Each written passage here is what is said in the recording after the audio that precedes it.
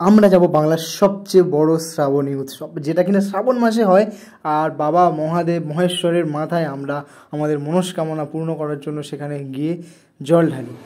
কিন্তু আমাদের জার্নিটা একটু অন্যরকম। আমরা আমাদের বাড়ির লোকেশান থেকে প্রায় যেখানটায় যাব সেই জায়গাটার দূরত্ব মোটামুটি 200 কিলোমিটার, আর আমরা গাড়ি পথে যাব প্রায় 170 কিলোমিটার মতন। আর বাকি রাস্তাটা আমরা ট্রেকিংয়ে যাব। ট্রেকিং বলতে গেলে যেটা পাহাড়ি ট্রেকিং কিন্তু নয়, মেন ট্রেকিংটা হচ্ছে হাই রোডের উপর দিয়ে আমাদের প্রায় 37 কিলোমিটার রাস্তা অতিক্রান্ত করতে হবে। সেটা শেওড়াফুলি থেকে হচ্ছে তারকেশ্বর, আর তার জন্য আমাদের কিন্তু হাওড়া স্টেশন যেতে হবে। কিন্তু আমরা রয়েছে এখন শিয়ালদা, দেখতে পাচ্ছ এটা কিন্তু সব থেকে ব্যস্ততম একটি স্টেশন। তো এখানে অনেক লোকজন, সবাই সবার তালে ব্যস্ত, আর আমরা আমাদের তালে। অ্যান্ড ডেফিনেটলি আমরা এখান থেকে যাব হাওড়া স্টেশন, তার জন্য আমাদের এদিক থেকে এখন বেরোতে হবে। সো দেখো এখানে কিন্তু ওয়াও মোমো স্টল ফল, ভাই এখানে পুরো তুমি মনেই হবে না যেন আমরা স্টেশনে রয়েছি, যেন মনে হবে কোনো একটা সুপার মার্কেট বা মল ওই জাতীয় কোনো একটা জায়গাতে রয়েছি। চারিদিকে পুরো দোকান ফোকান ভর্তি ভাই। ঠিক আছে, তো সবাই সবার ট্রেনের জন্য অপেক্ষা করছে, বুঝতেই পারছো নিশ্চয়ই। তো আমরা এখন এখান থেকে যাব বাসে। অ্যান্ড এখান থেকে দেখো বাসে উঠেছি, আর বাসে ভিডিও করা সম্ভব হচ্ছে না কারণ বাসের মধ্যে প্রচুর ভিড় হয়েছে। আর বুঝতেই পারছো আমি একটু ব্লগিংয়ে কাঁচা লোক ভাই। এই হাওড়াতে নেমেছি, আমি ক্যামেরার সামনে কথা বলতেও খুব ভীষণ ভয় পাই, মানে কেমন একটা হয়। আর দেখো হাওড়া স্টেশনে আমরা এখন যাব, আর তারপর ওখান থেকে ট্রেন ধরে সোজা শেওড়াফুলি। আর শেওড়াফুলি থেকে নিশ্চয়ই বুঝতেই পারছো, দেখো এই দেখো হাওড়া ব্রিজ, তোমাদেরকে একটুখানি দেখাই পুরো বিষয়টা। আর এখন আমার হাতে অত সময় নেই যে আমি ভালোভাবে ভিডিওটা করতে পারছিলাম না, কারণ আমাদের চটজলদি ট্রেন ধরার ব্যাপার ছিল, টাইমের ব্যাপার ছিল, ঠিকঠাক সময় মতন সব কিছুর ব্যাপার ছিল। তো সেই জন্য আমরা অত করতে পারিনি। তো এইটা হাওড়া স্টেশন, আর এই স্টেশনটা কিন্তু পৃথিবীর সবচেয়ে ব্যস্ততম একটা স্টেশন।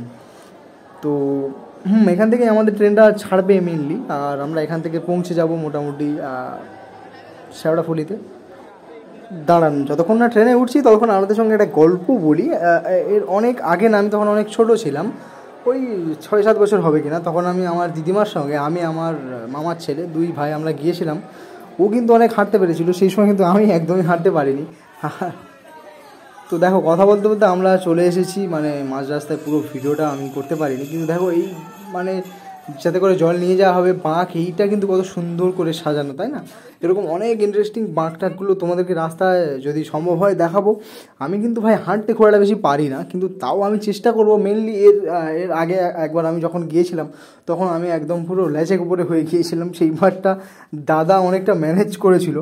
আর এইটা দেখো এখানে চারিদিকে পুরো বাঁকের দোকান, আমাদের এখন বাঁকটাক সাজাতে বাকি রয়েছে। আমি ক্যামেরা নিয়ে তো করছি বুঝতে পারছি, কিন্তু কথা বলতে পারছি না আমি। আর কি কথা বলছি সেটা তোমরা শুনলে অনেক একটা ফানি মোমেন্ট হয়ে যাবে, সেটা এই জন্য আমি মিউট করে দিয়েছি। ও হ্যাঁ, আমি কিন্তু ভয়েস যেটা অ্যাড করছি সেটা কিন্তু মেনলি বাড়িতে এসে, মানে বাড়িতে এসেই অবশ্যই। আমি যাচ্ছি, আমি আমার দাদা আমার বৌদি আমরা তিনজনেই যাচ্ছি। প্রায় 37 কিলোমিটার রাস্তা কিভাবে যাব আমি জানি না। এখন তো মুখে হাসি আছে, আমি জানি না এই হাসিটা কতক্ষণ ঠিকঠাক থাকবে। তো এইখানে না একটা স্ক্যাম আমাদের সাথে হয়েছে, আমি সেটা তোমাদের সঙ্গে শেয়ার করব। দেখো এই যে জায়গাটাতে আমরা না বাঁকটা রেখেছি, এই জায়গাটাতে না একটা এরকম কার্ড দিচ্ছে, যেটা ধরুন 10 টাকা করে নিচ্ছে, সেইটা দুর্গাপুজোর চাঁদা, সেটা মেনে নিলাম। কিন্তু নাকি বাঁকটা রাখার জন্য নাকি 30 টাকা করে 40 টাকা করে দিতে হবে। সেইটার থেকে আমাদের থেকে ওরকম নিল, 3টে বাঁকে 3-4-এ 120 টাকা যেটা হয় ওটা পুরো নিয়ে নিল। তো এইভাবে স্ক্যামটা হয়েছে। তারপরে আমরা জানতে পারলাম যে না, বাঁকটা রাখার জন্য কোনো টাকা লাগে না, লাগতোও না। বিশেষ করে এই ঘাটটাতে, অন্যান্য ঘাটের গল্প আমি বলতে পারছি না।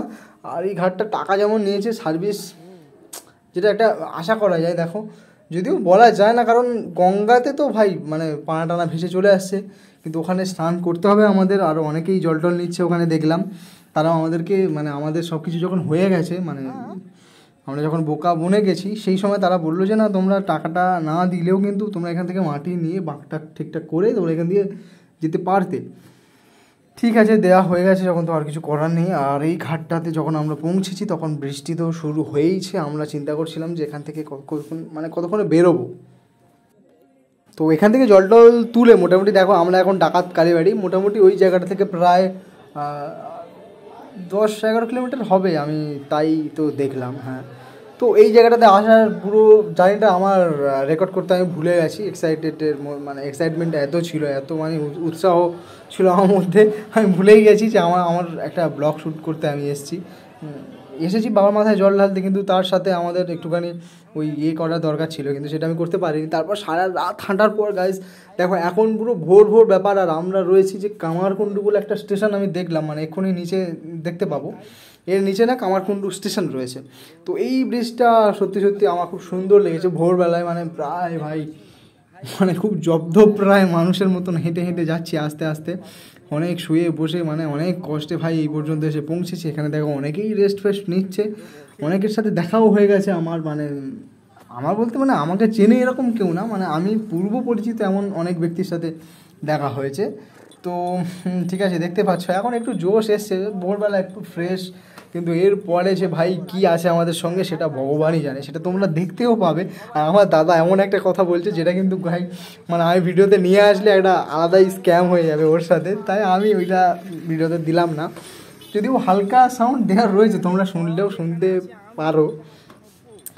এই ব্রিজটার পরে না, তারপরে আরও অনেকটা রাস্তা যাওয়ার পর কিন্তু আমরা কাশী বিশ্বনাথে পৌঁছাবো, যেটা কিন্তু আরও অনেক ইন্টারেস্টিং। আর এখান থেকে প্রায় মোটামুটি 8-9 কিলোমিটার মেবি কাশী বিশ্বনাথ। আমাদের হাসিটা আমি প্রচুর হাসাহাসি করছিলাম, অ্যান্ড এই আলাদা লেভেলের হাসিটা দিলাম আমি, মানে কি এটা কেন দিলাম আমি জানি না, আরও বেশি আছে।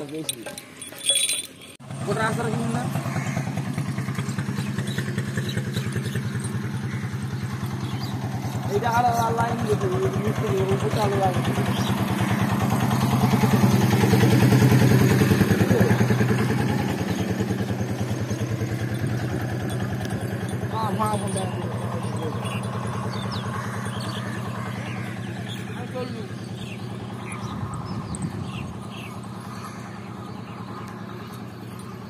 ভোরবেলা হাঁটছি, অনেকদিন পরে একবার সেই ঠাকুর দেখে এসে সিদ্ধি বেড়েছিল রাস্তায়, আর ভোরবেলা এখানে বাড়িয়েছিলাম আর এই হাঁটছি।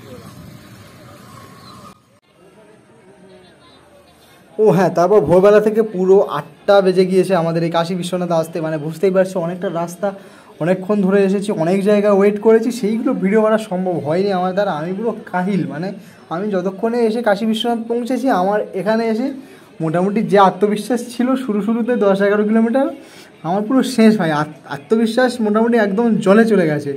কিন্তু ভাই এখনও প্রায় 10-12-14 কিলোমিটার বাকি আছে। তো এবার আমার দাদা আমাকে কিন্তু মেনলি বলছে না, আমার ফোনটা ওর ব্যাগে, আমি দেখতেও পাচ্ছি না ঠিক কত কিলোমিটার রাস্তা বাকি আছে। মেনলি এই যে পার্কটা অনেক সুন্দর, আমি পরে বাড়িতে এসে দেখলাম, মানে যা ভিডিও দেখলাম, এই পার্কটা মোটামুটি অনেক সুন্দর, বা অনেক লোকাল ছেলেমেয়েরা, মানে ছেলে না অনেক মেয়েরা এসেছিলো, কিন্তু ভাই সেসবে আমার ইন্টারেস্ট নাই ভাই। পা এত ব্যথা, মানে এত ব্যথা করছে, এত ক্লান্ত, এত কাহিল হয়ে পড়েছি যে দেখো রাস্তার মাঝে কিন্তু এখানে একটা বাবুই পাখির বাসা দেখতে পেয়েছি আমরা, সেইটা আমি ওখানে ক্যাপচার করেছি। বাট ফোনের ক্যামেরা তো ভাই অত বেশি আলটিমেট তো হওয়া সম্ভব নয়, তাই দেখো তোমাদেরকে একটুখানি দেখাই। এই যে দেখো এখানে বাবুই পাখির বাসা প্রায় 10-12টা রয়েছে, আর এখানে আমরাও প্রচুর হাঁটাহাঁটি করছিলাম। ও ফাইনালি এত গল্পগাল করতে করতে দেখো ভাই আমরা চলেই এসেছি যেখানে আমাদের ডেস্টিনেশন। এইটা আমাদের মোটামুটি 37 কিলোমিটার মোটামুটি ট্রেকিং কমপ্লিট হয়েছে। আর এখন আমার পুরো এনার্জি আর মানে জাস্ট জিরো। এখন আমি যদি ফুটবলের মতো গড়িয়ে যাই সেটাই আমার কাছে অনেক হয়ে যাবে। তো ডেফিনেটলি তোমরা সাবস্ক্রাইব করো চ্যানেলটা। আর বাড়ির পাশ দিয়ে এখন যাচ্ছে অ্যাম্বুলেন্স, তাই একটুখানি অ্যাম্বুলেন্সের আওয়াজ পেতে পারো। ভিডিওটা এখানেই শেষ করছি আমি। নেক্সট ভিডিও মেবি খুব শীঘ্রই আসবে, আর আমি সপ্তাহে একদিন মাত্র সময় পাই ভিডিও করার জন্য। আর সেই জন্য তোমাদের জন্য অনেক সুন্দর সুন্দর ব্লগিং নিয়ে আসার চেষ্টা করবো, পুরো একটা কলকাতার সিরিজও নিয়ে আসবো। অ্যান্ড দেখা হচ্ছে নেক্সট ভিডিওতে। জয় হিন্দ, বন্দে মাতরম, বাই।